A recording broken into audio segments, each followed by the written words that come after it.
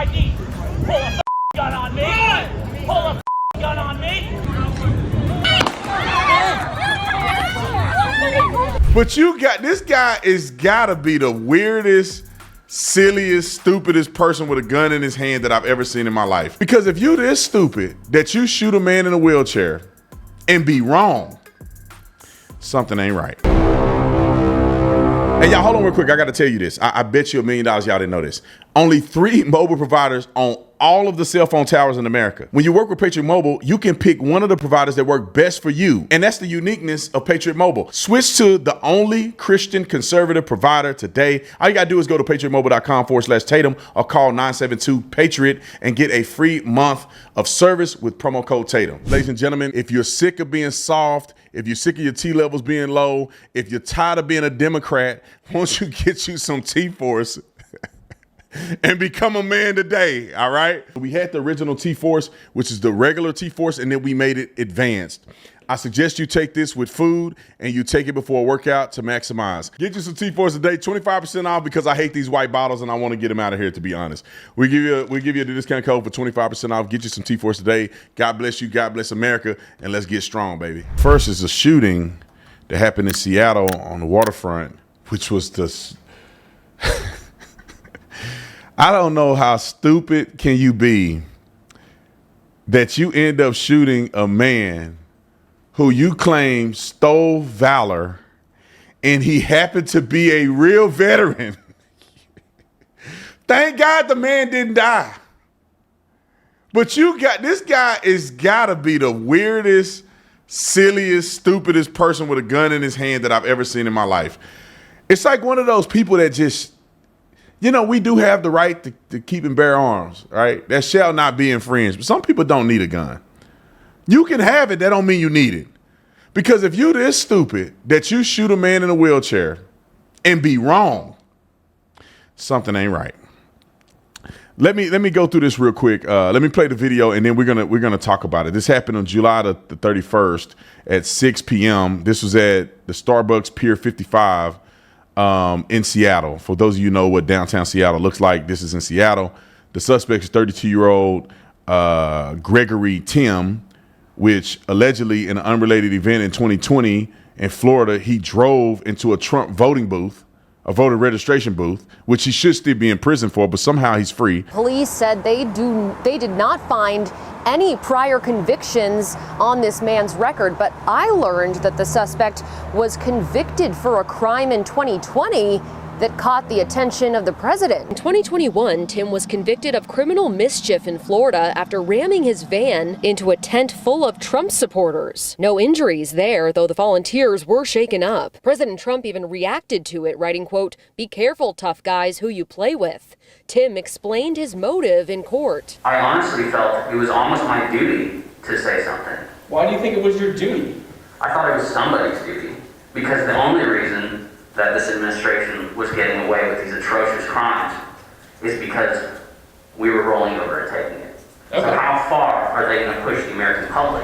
Now that he's facing an assault trial in Washington, can that be used in court?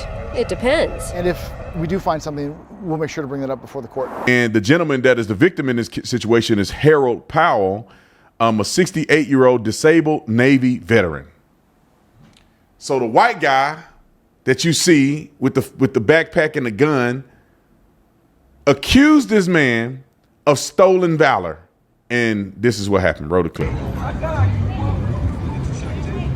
So hold on, let's back up, because I think we need to get up to speed. So before the camera started, he allegedly went up to the black man in a wheelchair, whom this guy is a frequent person in the area. He sings, he does other stuff. And so everybody there knows who he is. He seemed to be harmless. He's a veteran. He got a flag on his wheelchair. He's obviously disabled. I think he's missing a leg due to an accident that happened to him. I forget what year it happened to him. I think he got run over and he lost his leg. And so he's a disabled veteran. So the guy comes up to him, challenging him about his valor, and they get into a conflict. And then this is the recording that you see. Roll the clip.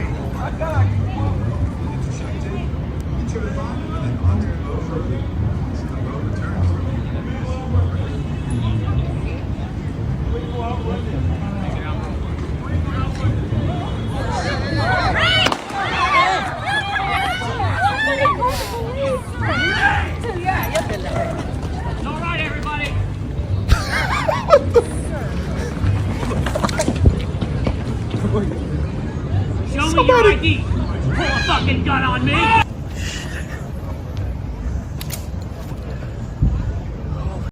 Show me your ID. Pull a fucking gun on me. Pull a fucking gun on me. Put it away, sir.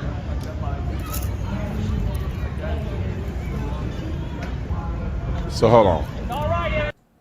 There's no indication that the guy who's the suspect in this case is an actual veteran. So I don't know how a person who's not a veteran is calling out a veteran.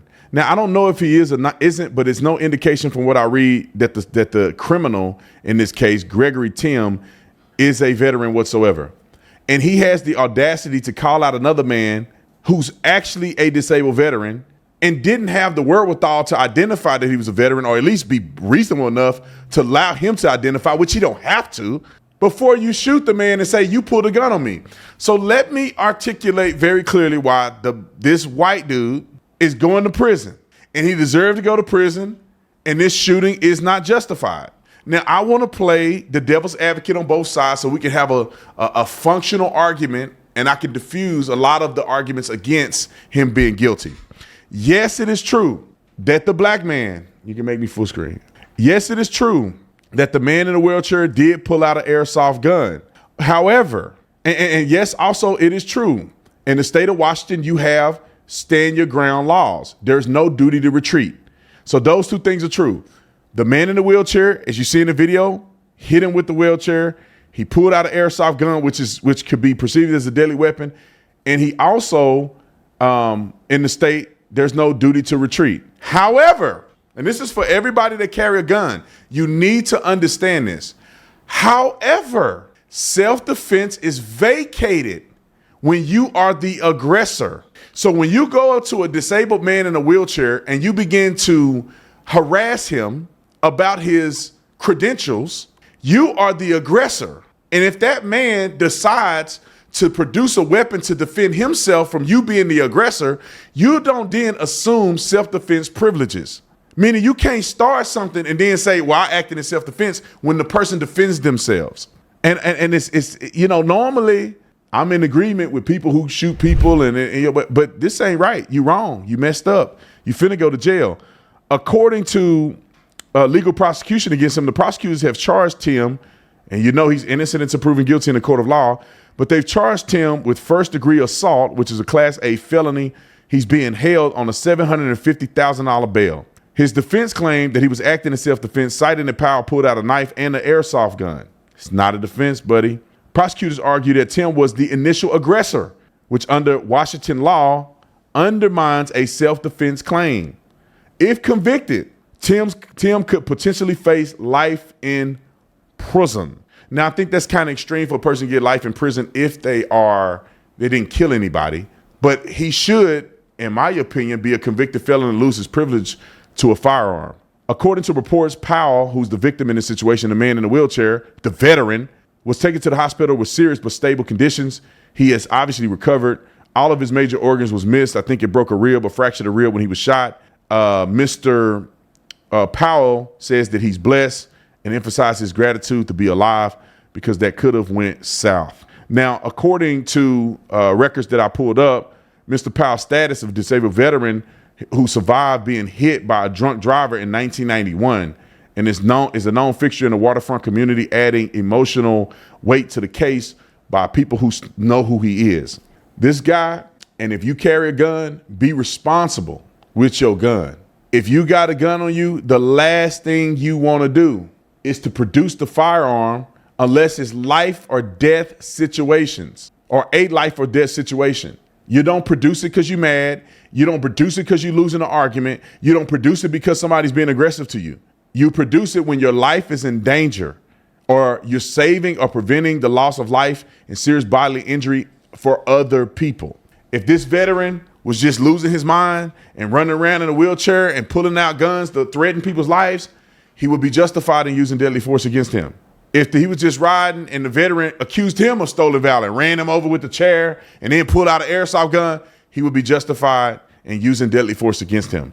But for you to be that silly, and everybody is okay, he's the type of person that could not wait to use his brand new gun that he bought to take the life, potentially, of another person, or at least shoot them. And I think it's wrong. So some people on one side, which I think rarely, unless you completely fell off the cliff, will try to defend the fact that the guy produced the weapon and that Washington has stand your ground laws. There is no defense if you are the aggressor. So just remember, know the law when you carry your gun so you don't end up going to prison thinking that you were right about doing something you had no business doing. And the gentleman spoke out, Mr. Harlow or Harold Powell Sr. He spoke out a little bit on the news, but he also has a GoFundMe. And what I will say is that if you feel compelled, if he was a regular guy, I wouldn't even mention his GoFundMe. If he was just a regular person on the street, two people get into a conflict, he didn't die, it's fine. But this man, and it's all the information that I've seen, he is a Navy veteran. He served in the military. He put his life on the line for our country. Let's see, is he a Navy? I think I got it right. He says he's a U.S. veteran, military veteran. Multiple accounts recognize that he's a veteran. He was in the Waterfront of Seattle, U.S. military veteran, Vietnam era submarine. Okay, who served his country, including details like being a Vietnam era submariner. I'm probably saying that wrong. Yeah, he's a veteran. Every account that I've looked up, this man served his country, and he deserved to get some respect. So I'm sorry, I was reading this thing. I just want to make sure I didn't get it wrong. So right now, unfortunately, if he was a thug, he would be at $1 million right now if he was a thug. But the man is a veteran, and he got shot. And I think that if you are interested, because I'm going to give a little something, because I just want to show some love to the man who put his life on the line for this country to be free and get shot by a maniac. Could have killed him. Look at his grandchildren and all that stuff. Could have killed him. I hope you're a good man. I'm going to give a little something. I'm not going to give a crazy amount of money, but I'm going to give a little something. Maybe I'll give $40, $20 or something. But if you're interested, give to him, because I think it's the right thing to do to support veterans from a nut job that go out and shoot a man for no reason or didn't have a good reason.